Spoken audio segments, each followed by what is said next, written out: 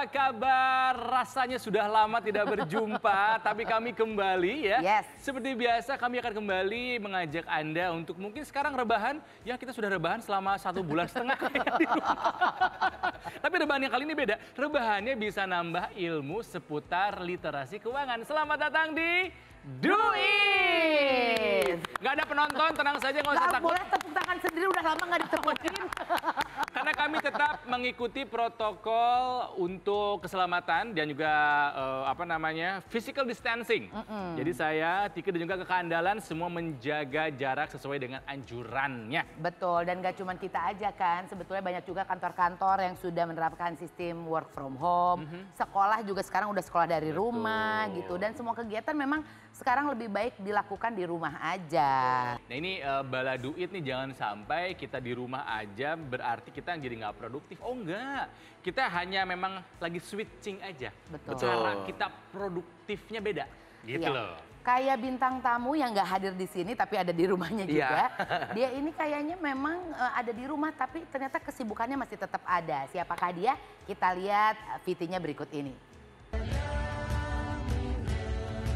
Pandemi COVID-19 membuat masyarakat harus menjalankan sebagian besar aktivitas hanya di dalam rumah.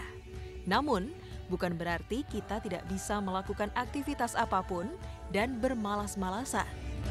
Seperti aktris Wulan Guritno yang kerap membagikan aktivitas dan pesan bermanfaat yang bisa dilakukan saat menghadapi pandemi COVID-19 melalui akun sosial media pribadinya. Selain itu, Wulan juga aktif dalam beberapa gerakan penggalangan dana yang ditujukan untuk membantu penanganan kasus COVID-19 di Indonesia. Unggahan tersebut membuktikan kalau kita tetap bisa melakukan aktivitas yang bermanfaat meski di rumah saja.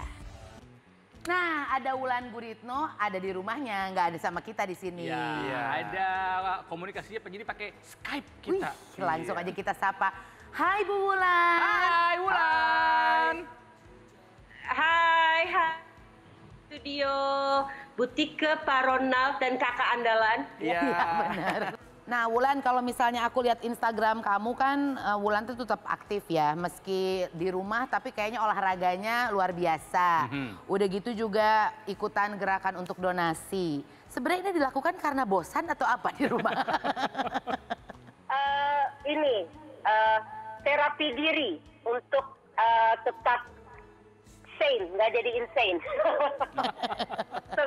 Sebenarnya ini juga berproses sih buat aku, tapi aku usaha untuk kan waktu awal-awal aku masih menikmati karena kan memang kita anak lapangan ya, lebih sering di luar rumah daripada di dalam rumah. Jadi seminggu awal tuh kayak happy banget karena bisa di rumah aja. Makin kesini baru aku makin menyadari akan pandemik ini, makin menyadari impact-nya. Nah dari situ akhirnya mulai stres ya kan, maksudnya mulai stres itu minggu kedua ketiga mulai stres. Wah ini kalau kayak gini work from home juga nggak bisa nih, nggak bisa fokus juga karena kita masih belum menerima. Akhirnya aku berusaha untuk menerima keadaan ya mungkin dengan cari kegiatan positif. Jadi aku tetap olahraga, terus aku coba baking. Terus aku kirim-kirim ke teman-teman, to say hi. Gitu, terus ya aku masih dandan di rumah. Oh, cantik. Itu menyenangkan suami. Anda dandan tidak di rumah? Enggak dong. Wulan, ngaku deh. Waktu awal-awal kita dihimbau untuk di rumah saja, kamu termasuk orangnya ikutan panik buying nggak? Enggak, karena apa yang aku butuhkan saat itu aku cukupi, tapi nggak panik buying. Karena kenapa? Kebetulan kan kita nih belakangan ya pecah telurnya kasarnya gitu. Tapi kan anak aku ada di Inggris, ibu aku ada di Swiss, bapak aku, adik aku ada di Inggris, ada di Italia juga. Sehingga aku udah mendapat banyak informasi dan ini juga akhirnya panik buying ini kan merugikan. Benar. Kisahnya Wulan tuh mirip sama kisah keluarga saya. Kenapa Apa tuh? Ya jadi kan ayah saya kan di Cihanjuang. Adik saya di Antapani, adik yang kedua di Margahayu. Jadi Tolong jangan samakan Inggris, Swiss dengan Antapani dan Cianjuang. itu kan Bandung. Oh, iya, iya. Sama-sama berpisah-pisah. Betul. Iya. Dalam lingkup yang sempit kalau itu. Masih sama area Bandung itu tepatnya ya. Kakak Andal ada yang mau ini nggak? Ada yang mau disampaikan atau kita mau main apa gitu? Oke, Coba nih. kalau dari kakak andalan mau mengingatkan untuk semuanya untuk mengikuti anjuran pemerintah yaitu menggunakan masker selalu. Bawa dong ini, nanti kalau udah selesai aku pakai maskernya. Oh, luar biasa sekali. Nah, sekarang kakak andalan mau tahu pengetahuan dari kakak-kakak bertiga nih Baik. mengenai masker ini. Oke. Oke. Dari Teh Tike dulu. Baik. Dari Teh Tike, aku kasih clue-nya ya. Masker ini merupakan jenis masker sekali pakai yang mudah dijumpai dan sering digunakan oleh tenaga medis yang bertugas. Masker apakah itu? Masker bedah dong, yang memang khusus untuk tenaga medis. Betul. Luar Yeay. biasa. Surgical mask. Sekarang aku mau ke Kakak Wulan. Siap. Kakak Wulan, aku kasih clue-nya masker ini lebih efektif untuk cegah penularan virus corona. Hampir sama kegunaannya dengan bedah, tapi lebih bisa menghalau partikel kecil di udara yang mungkin mengandung virus hingga 95%. Masker apakah itu? Semuanya di depannya tuh ada NN-nya lah. Ya kan, N95, betul nggak? N99, N100, and so on. Selanjutnya untuk Aonal nih. Masker ini yang dianjurkan untuk dipakai oleh kita warga yang bukan tenaga medis.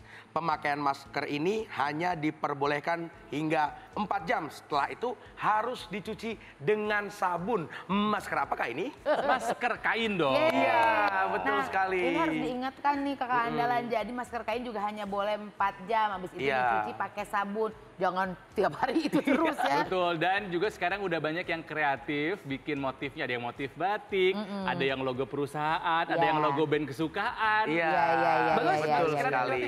Nah nanti kita akan lanjutkan obrolan kita ya mengenai ekonomi mungkin ya, keuangan di masa lagi COVID-19 ini. Nanti ada Wulan juga masih ngobrol sama kita dan juga nanti kita akan ada pakar dari Manulife. Iya, jadi tetaplah bersama kami di Duli. Kita tuh harus terus berpikiran positif kan dok? Iya. Dengan untuk mengatasi menarik semua nih. itu. Nah gimana caranya biar kita punya pikiran positif? Dipersembahkan oleh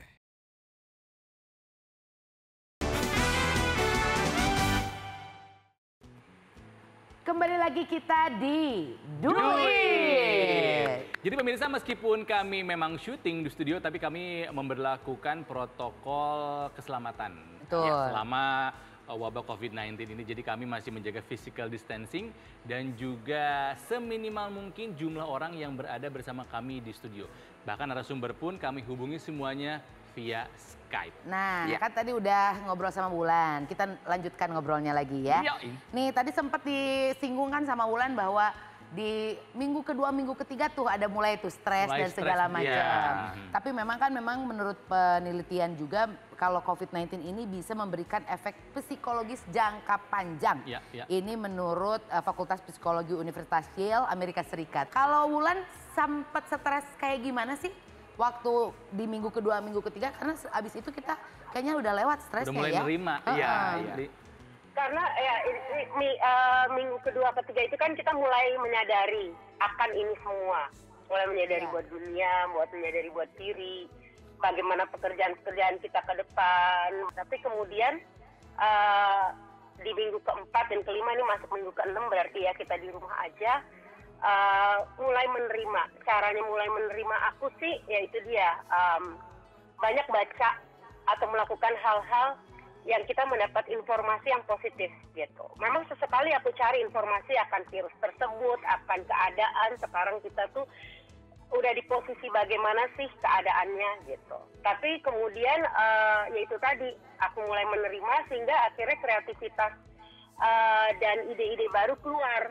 ya harus. Iya. Karena kalau diam di rumah saja, pikiran tidak diajak berpikir, Betul. banyak ngelamun, mikir yang enggak, Betul. takutnya jadi anxiety, kecemasan, depresi, hati-hati. Iya, karena terlalu banyak memikirkan hal yang benar gitu kan, Betul. malah menurunkan imunitas kita. Betul. Dan juga kita harus memilih berita mana yang harus kita dengar dan kita perhatikan. Setuju Kakak Andalan. Karena kecemasan itu kan banyak sekali faktornya. Nah, Iya. daripada kita salah langkah dan kita ngarang-ngarang bebas, mendingan kita ngobrol sama pakarnya aja, Ronald. Oke, Wulan, kita akan ngobrol sekarang dengan Dr. Johannes Sebastian Edwin. Dr. Edwin kita biasa memanggilnya Head of Claim Manulife Indonesia. Hai Dr. Edwin. Hai Dr. Edwin. Hai, Kang Ronald, Tetika, Kakak Andalan, Bu Wulan, apa kabar? Baik. Nah, Dr. Edwin, pertanyaannya begini. Tidak ada yang tidak terdampak gara-gara COVID-19. Iya, betul. Dulu kita bisa keluar kapan saja, sekarang harus di rumah saja. Kemarin-kemarin mungkin kita bisa berpikir, hidupku masih panjang nih. Iya. Sekarang kita harus berhadapan dengan kenyataan, besok lusa, amit-amit ya, Iya. aku bisa terpapar COVID-19, bisa selesai gitu. Iya, itu yang bikin orang jadi Betul. pada stres, jadi pada terganggu psikologisnya. Betul, jadi pertanyaan saya adalah hal buruk apa yang bisa terjadi sama psikologis kita selama masa-masa diam di rumah saja nih dokter? Ya, menarik sekali di pertanyaannya Kang Ronald, Tetika. Betul, jadi perubahan yang terjadi selama pandemi COVID-19 ini mempengaruhi kesehatan mental baik pasien, tenaga medis, atau semua orang yang merasakan dampaknya. Iya. Nah, mungkin yang harus digarisbawahi adalah bagaimana respon psikologis atau mekanisme coping setiap orang sehingga situasi ini bisa sangat berpengaruh atau tidak untuk menjadi satu gangguan. Contoh-contoh gangguan psikologis atau gangguan mental yang terjadi bisa saja dalam bentuk gangguan cemas, serangan panik, atau bahkan depresi. Dan kondisi-kondisi ini bisa mengganggu fungsi aktivitas orang tersebut sehari-hari. Gitu. Nah, saya baca beberapa studi di Tiongkok, di Hong Kong, dan daerah sekitarnya.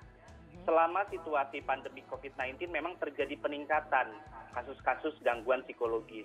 Di antaranya gangguan cemas, depresi, dan serangan panik yang berpengaruh terhadap orang-orang yang terdampak terhadap situasi tersebut. Ada satu istilah medis di dunia medis itu mengenai psikosomatik, yang artinya adalah gangguan psikologis yang memberikan manifestasi gejala fisik.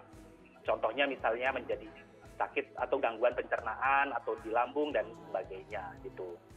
Jadi sebetulnya kita tuh harus terus berpikiran positif kan, Dok?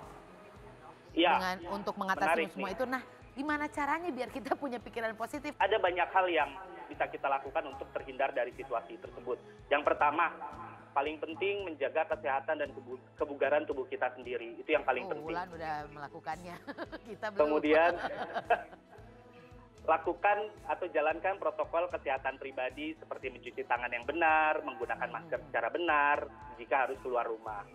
Kemudian kalau kaitannya dengan kemungkinan adanya gangguan psikologis, pastikan kita membaca berita mengenai situasi COVID itu secukupnya dan dari sumber yang terpercaya. Dan coba tetap aktif, Tetika, Kang Ronald.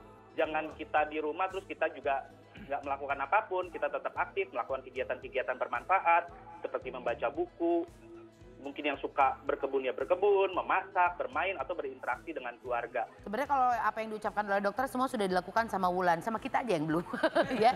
Nah, kalau tadi nih berbicara soal psikologisnya, nah sekarang Kakak Andalan nih punya sesuatu yang bisa membuat kita dan orang-orang yang kita sayangi ini terhindar dari COVID-19. Ini ada hubungannya dengan kebersihan dan segala macam ya Kakak Andalan ya? Betul sekali Tetika. Sebenarnya ini bukan hanya tips yang Kakak Andalan berikan, tapi hanya sekedar mengingatkan dari anjuran-anjuran yang sudah dilakukan oleh pemerintah selama ini. Iya. Jangan sampai bosan melakukan ini ya. Jangan sampai bosan melakukan ini. Yang pertama, yaitu adalah rajin cuci tangan. Tidak bosan-bosannya kita mengingatkan untuk rajin-rajinlah mencuci tangan menggunakan sabun pastinya. Iya. Dengan cara bagaimana mencucinya, tentu sudah tahu gerakan-gerakan 20 detik. Minimal Iya. 20 detik. Betul. Ya. Terus apa lagi tuh Kakak Andalan? Selanjutnya, perhatikan daya tahan tubuh. Jadi daya tahan tubuh ini bisa mencegah munculnya berbagai macam penyakit dengan menggunakan vitamin, Ya. dengan tetap mengkonsumsi makanan-makanan yang sehat, mempertahankan imunitas kita tetap terjaga. Selanjutnya, jaga jarak dengan sesama. Seperti kita. Udah. Paling tidak 1-2 meter. Iya, betul. Selanjutnya, tetaplah di rumah saja, Di rumah saja. bersama dengan orang-orang yang terkasih. Kalaupun misalnya keluar, pastikan hanya untuk Hal yang urgensi. hal yang sangat penting dan tetap lakukan protokol keselamatan diri pada saat keluar. Pakai gitu. masker, pakai sarung tangan kalau sekarang ya. Ada satu lagi, apabila memang benar merasakan gejala tersebut, jangan takut untuk memeriksakan diri.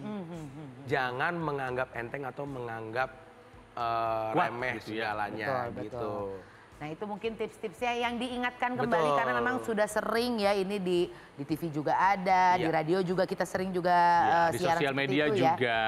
Ya. Betul-betul. Jadi ini memang tantangan buat Betul. kita. Tantangan buat kita, tapi percayalah kalau kita nurut, kita bisa melewati tantangan ini asal kita sama-sama berjuangnya. Betul, dan yang paling penting kita melindungi tidak hanya diri kita sendiri tapi juga keluarga kita. Nah soal lindung melindungi, jangan kemana-mana karena kita akan membicarakan dengan pakar dan juga bintang tamu. Di mana lagi kalau bukan di Do it! Manulife Indonesia mengcover nasabah-nasabahnya yang dirawat akibat COVID-19 ataupun tutup usia akibat penyakit tersebut.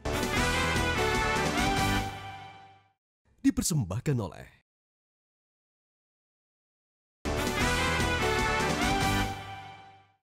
Masih di Do It, masih berbincang bagaimana caranya kita bisa bertahan di era pandemi COVID-19 ini.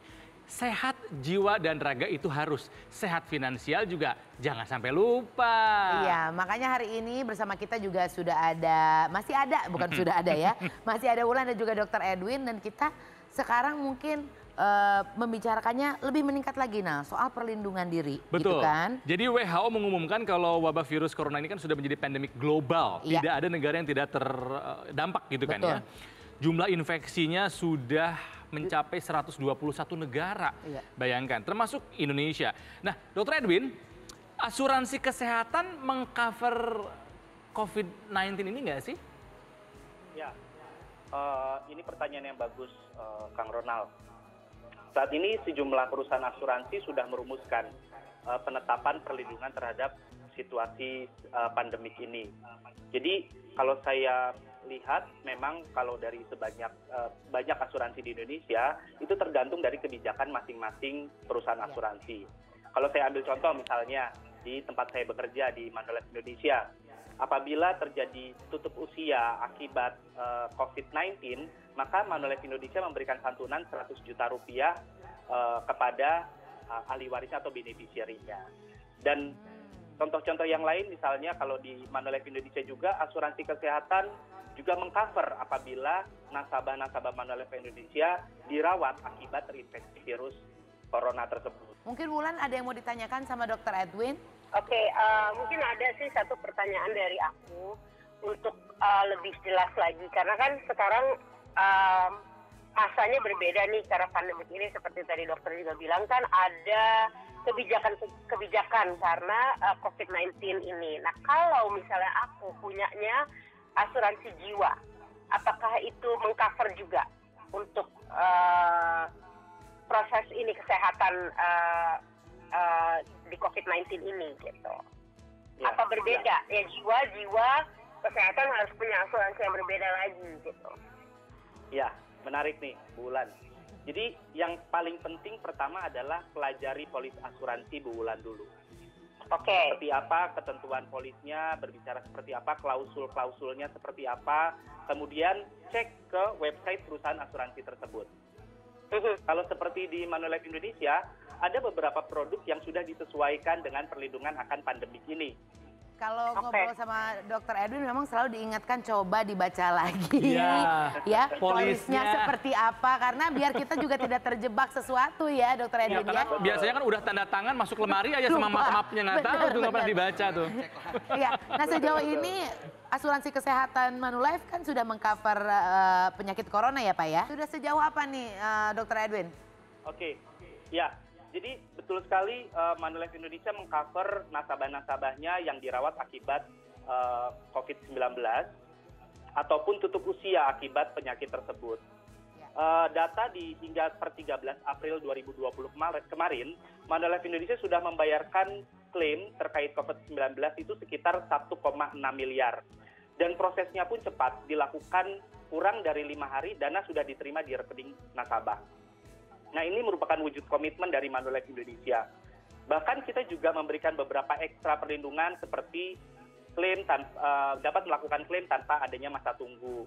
Kemudian ini semua kita lakukan karena kita sadar nasabah memerlukan perlindungan dalam situasi yang luar biasa saat ini. Ya, nah Dr. Edwin, kalau misalnya proses klaimnya dipermudah, ada kemudahan apa lagi? Karena kan maksudnya klaim kebanyakan harus ke kantor Manulife. Gitu kan, Nah, sekarang keluar rumah juga lagi nggak boleh dulu. Nah, kemudahan apa lagi nih selain memang tadi proses klaim yang dibikin lebih cepat, mudah itu? Ya. Ya, terima kasih nih saya ditanya mengenai pertanyaan ini, Kang Ronald. Jadi memang kita nggak mau nasabah kita juga bersusah payah keluar rumah untuk mengajukan klaim, apalagi situasinya juga dalam situasi PSBB, situasinya juga bisa terekspos dengan situasi-situasi yang bisa merugikan. Jadi kita mengaktifkan beberapa pengajuan secara online menggunakan teknologi yang tersedia. Pengajuan klaim sendiri bisa dilakukan melalui email atau aplikasi yang kami sediakan, namanya My Account.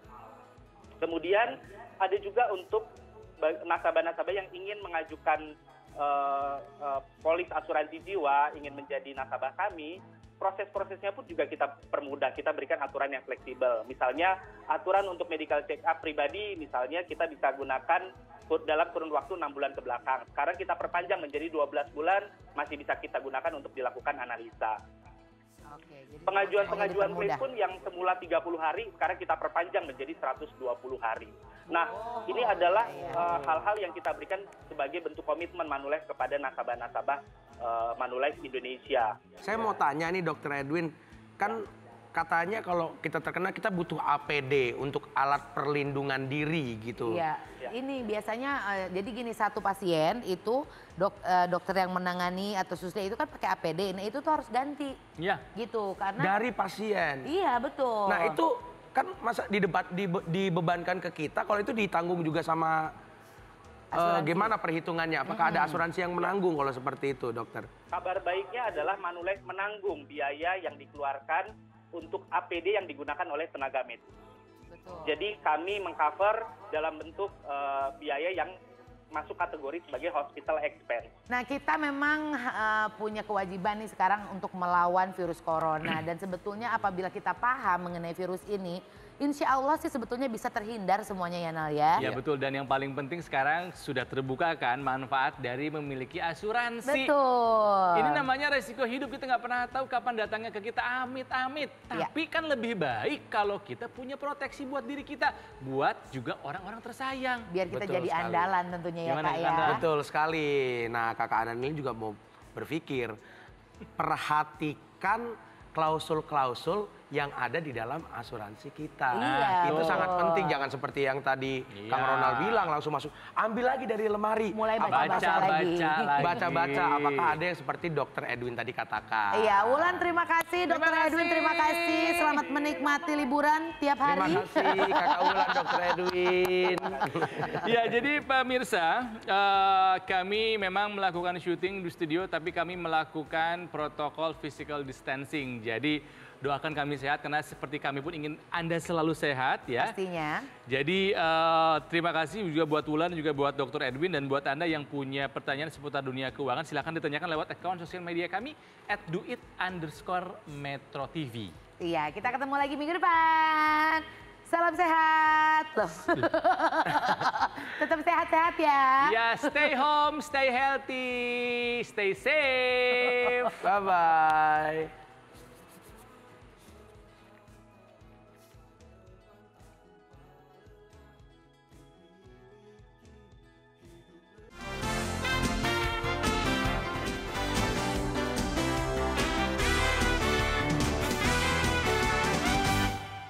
Dipersembahkan oleh